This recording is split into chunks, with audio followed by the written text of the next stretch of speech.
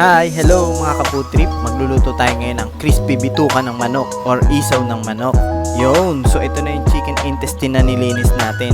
At pagkatapos nun, ito na nga, i-adobo muna natin. Lalagyan nyo lang ng toyo, suka, tubig at madaming bawang. Tapos papakuluan lang natin for 30 minutes.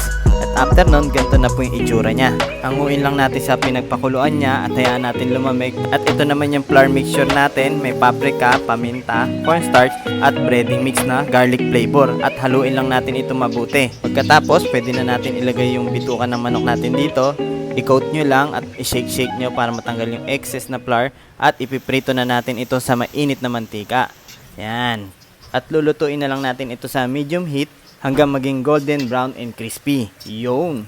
Ganito lang po kadali magluto ng crispy bituka ng manok. Kaya try nyo na din ito sa bahay nyo. Tapos samahan nyo na rin ng masarap nyong sausawan na suka na may sili. Yun no? Tara, kain tayo.